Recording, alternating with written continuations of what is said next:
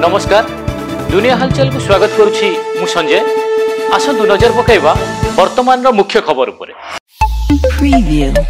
मध्य प्रदेश छिंदवाड़ा रे cough syrup P 10 जन शिशु मृत्यु पर प्रशासन बड़ कार्यानुष्ठान ग्रहण करिछि एवं कफ सिरप प्रेस्क्राइब करथिबा डाक्टर प्रवीण सोनी को गिरफ्त करी कफ सिरप प्रस्तुतकारी कंपनी श्रेष्ठ फार्मास्यूटिकल रो परिचालकक विरोध में मामला रुजु करिछि।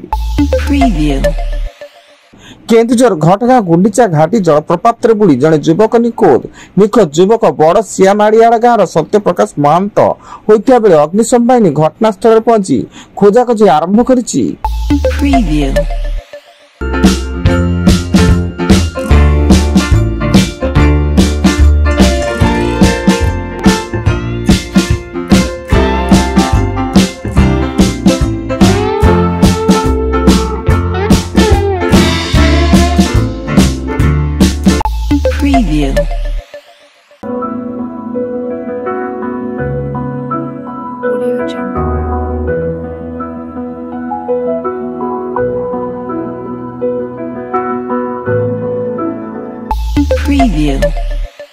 मालकानगिरी जिला डंगगुड़ा दुर्घटना मृत्युवरण करथिबा मृतकंक परिवार को क्षतिपूरण दाबी करी 326 नंबर जातीय राजपथ रे उत्त्यक्त लोके रास्ता रोक करछन्ती।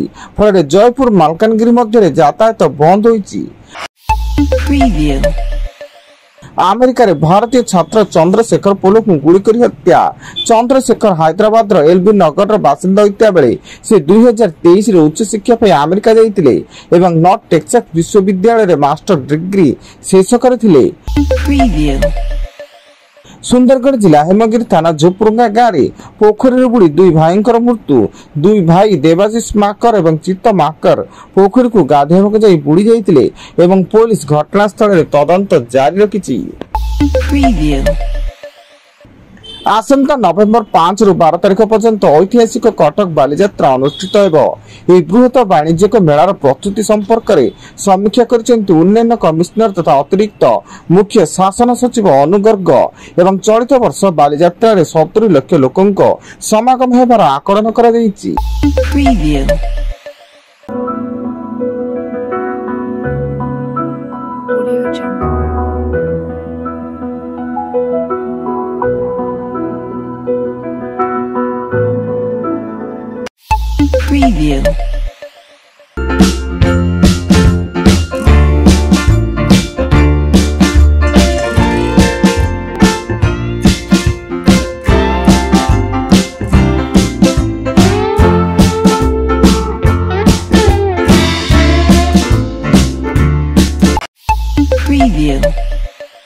नवरंगपुर सीमांत आमपाणी घाटी बस और ट्रक मध्य मुहांमुही धक्का। घटनास्थल में ट्रक ड्राइवर मृत्यु घटी बेले बस यात्री मध्य 12 जन यात्री आहत होता सूचना। मध्य प्रदेश में कफ सिरप पी शिशु मृत्यु घटना सामना आसिया पर केंद्र और राज्य सरकार सतर्कतामूलक मार्गदर्शिका जारी करिसेंती। सेपटे घटना को नहीं राज्य भेषज नियंत्रक तत्परता प्रकाश करने सह पिला को कफ सिरप न देवा लगी परामर्श देइसेंती।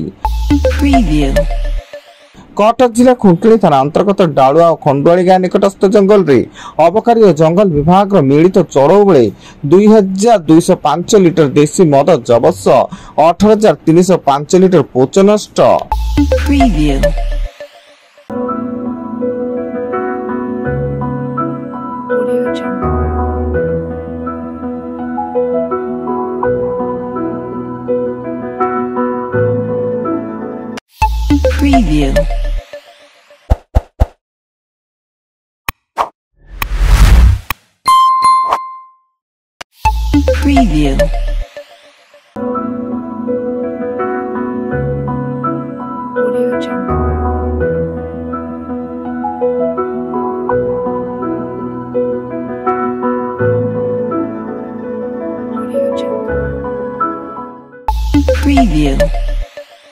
एवं भुवनेश्वर विमान बंदर रे जड़े यात्री निकट 3.27 केजी ओजन मारिजुआना जबत मारिजुआनार मूल्य 3,27 लाख टंका बोली अनुमान करा जाउता बेले संपुक्त यात्री को गिरफ्त करा जायछि एवं गिरफ्त यात्री जनक केरल मोहम्मद नावेली बोली प्राथमिक तदंतर सूचना।